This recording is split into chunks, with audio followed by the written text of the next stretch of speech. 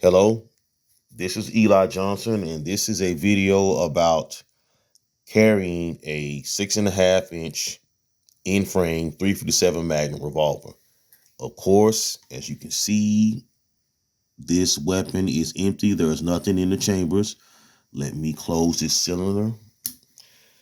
This may look like a Model 29. This may look like a 44 Magnum Dirty Harry gun. In fact, the person who brought the gun to the store, according to the clerk, said that they had a old Dirty Harry gun, but it's not.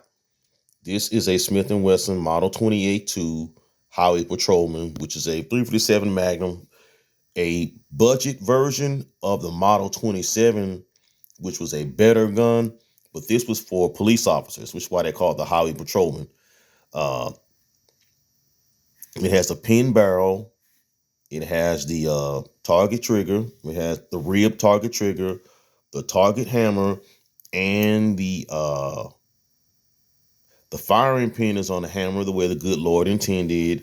It has a partial barrel lug, and it has that cool old Smith & Wesson finish that looks about 3 or 4 feet thick. It even has the old medallions and the original grips. And I thought this was a 44 Magnum for a very cheap price.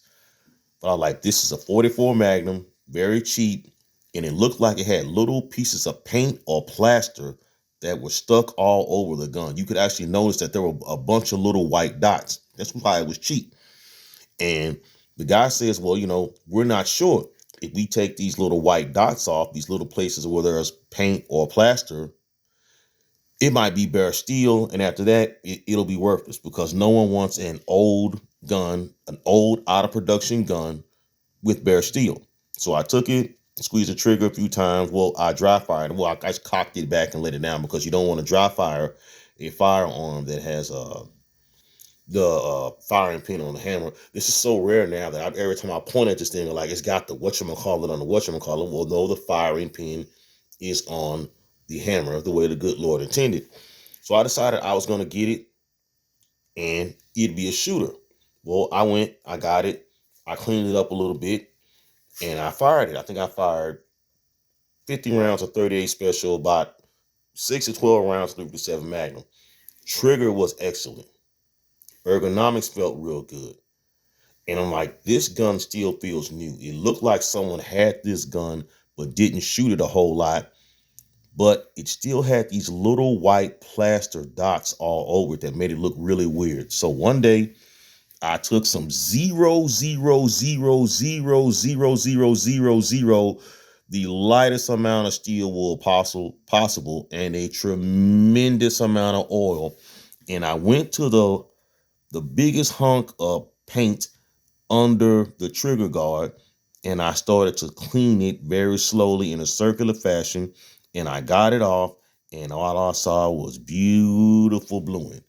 So for a relatively cheap price that I'm not going to say on YouTube, because they might end up like deleting the video or something, I got a out of production 6.5-inch 357 Magnum in frame with really good bluing, the original grips with the medallions and all the cool stuff. Uh, Rib trigger, firing pin on the hammer the way the good Lord intended, partial barrel lug, all the cool stuff, pin barrel, uh, fixed sights, really cool gun. And yes, even though this gun is over 50 years old and I have newer revolvers, stainless steel revolvers, I still sometimes carry this gun. I carried with me while I was out walking. I took it to the lake a couple times. Been with me with a couple of hikes, because it's, even though it's showing its age, it's still a very, very accurate, very, very powerful firearm. So, sometimes I still carry it. And as I said before, I commented on a video from Draco Wick where he said something about, would you carry this gun? And I made a comment that, hey, I've carried one for years. I carried a 686 plus many times over the years. The stainless steel. I like carrying stainless steel guns. I really don't like the idea of beating up the finish on these older guns. on these older guns, and someone commented that, hey, what's it like to carry one of those guns? Is that difficult? So I decided I'd make a video where I would talk a little bit about the gun and a little bit about the gear that I use to carry it. Now, in order to, I myself, when I carry a 357 Magnum, I like to carry a 357 Magnum. Now, 38 Special is nice.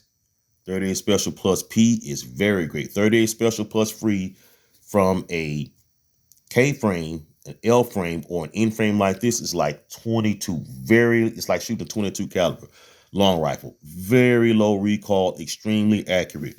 But for myself, when I carry a 357 Magnum, as I said before, I'm mumbling a little bit. As I said before, when I go hiking or I go somewhere where there might be animals, I carry 357 Magnum, the old school 158 grain, sometimes 125 grain, soft jacketed hollow point. The old school. I have it here and I have it in these 2 speed loaders. Now, in order to carry a revolver, you're going to need a very good belt and a very good holster. But first, let's stick to the ammunition. This is just for me. When on the same place, at the same store where I bought this in-frame revolver, I found something that they don't make anymore, at least to my knowledge. I've seen some of these on eBay. This is a slur my words again. This is a Safariland Comp 2 for a Model 28-2. I think this also might fit the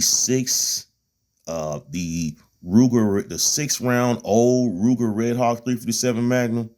I'm not sure, but I think I remember on this HKS, on the box where this HKS speed loader came in, that they said, hey, you know what, this will fit the Model 28-2.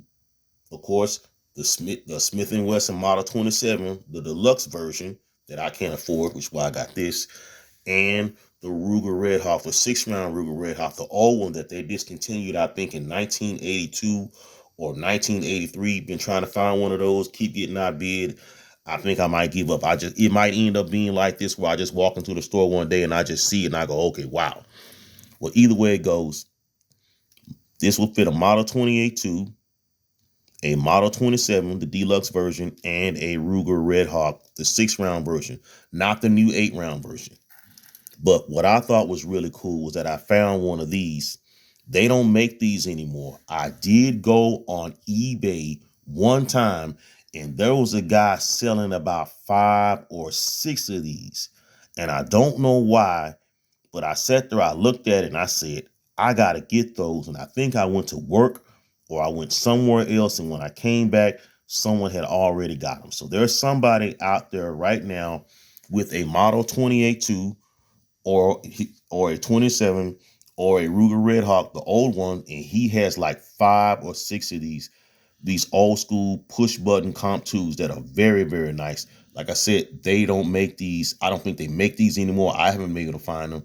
And I'm just glad I found the one that I had. It was basically sitting up in the window of a gun store. And I was like, wait a minute, this will fit my gun. And I bought it. These are HKS speed loader pouches. They slide onto the belt. These are like fake plastic leather. They sell these at Academy and other stores made with nylon, and instead of the buttons, they have Velcro. Do not get those. I took a tactical handgun class with my 686, and I had all kind of problems clearing my cover garment. And as I cleared my cover garment, the Velcro would open up and it make this really loud noise. It sucked. So what I did was I went to eBay. I think you can find these in eBay. I found one loose sitting up in a gun store. I think I have like 3 of these. This also fits a speed loader for a 44 Magnum, a Model 29, and this is a large HKS speed loader pouch.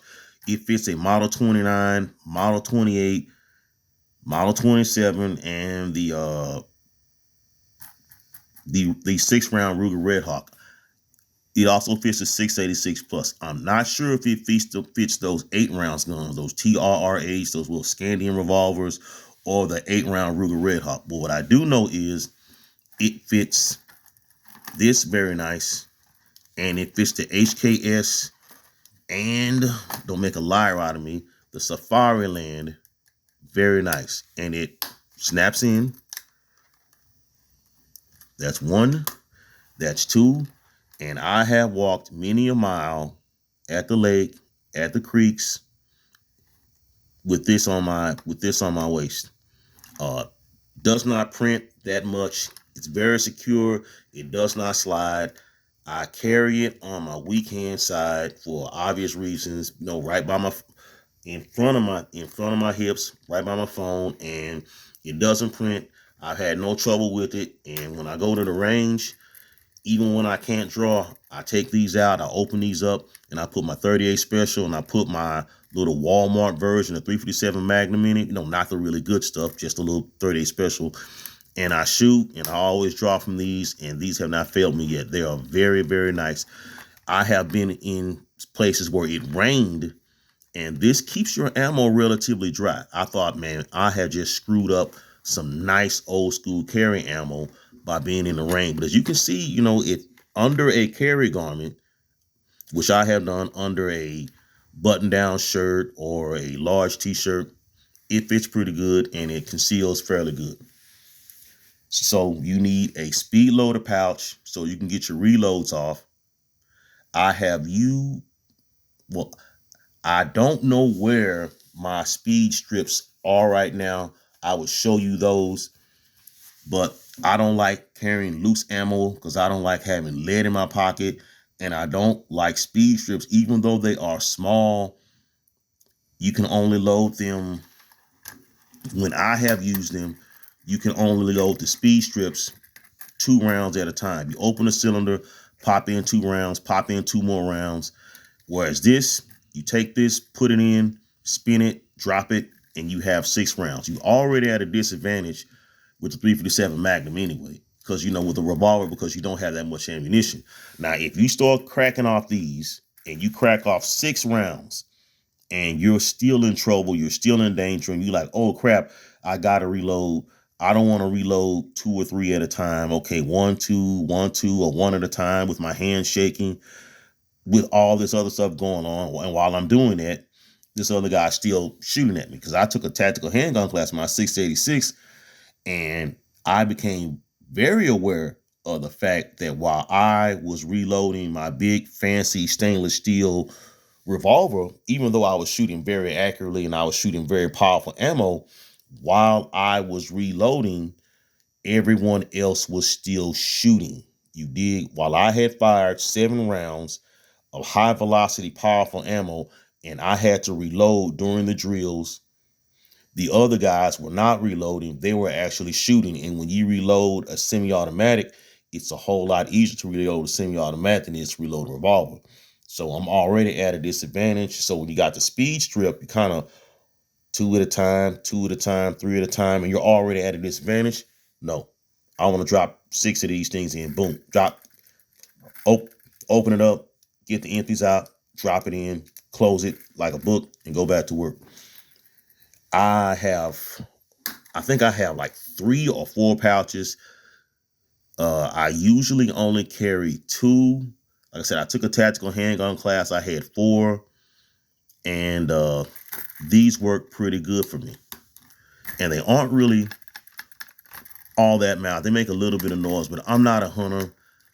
And if you're sitting up somewhere eating, or you're out walking your dog or something like that, this isn't going to attract much attention.